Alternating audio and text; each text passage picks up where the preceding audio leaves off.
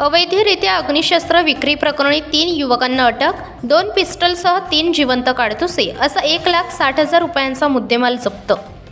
कराड येथील कारवे नाका येथे 3 युवकांना अटक करून पोलिसांनी त्यांच्याकडून 2 पिस्टल व 3 जिवंत काडतुसे असा 1,60,000 रुपयांचा मुद्देमाल जप्त केला।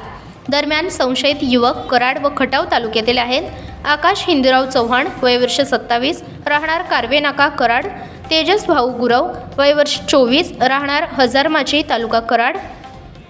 जय लहुराज कणसे, वय वर्ष 20, राहणार नवी पेठ, मायणी, तालुका खटाव अशी अटक केलेल्या संशयितांची नावे आहेत। याबाबत पोलिसांनी दिलेली माहिती अशी: दिनांक 28 जानेवारी रोजी आक्या चव्हाण नावाचा युवक कारवे नाका ते गोळेश्वर जाणाऱ्या रस्त्यावर बेकायदेशीर विनापरवाना पिस्तुले व त्यास लागणारे काडतुसे विक्री करण्यासाठी येणार असल्याची माहिती सातामा स्थानिक गुन्हे अन्वेषण व कराड शहर पोलिसांना एकत्रितपणे समजली।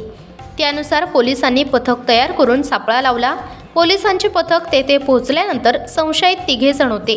पोलिसांनी त्यांना ताब्यात घेऊन त्यांची झडती घेतली असता त्यांच्याकडे 2 पिस्टल व 3 जिवंत काडतुसे सापडली।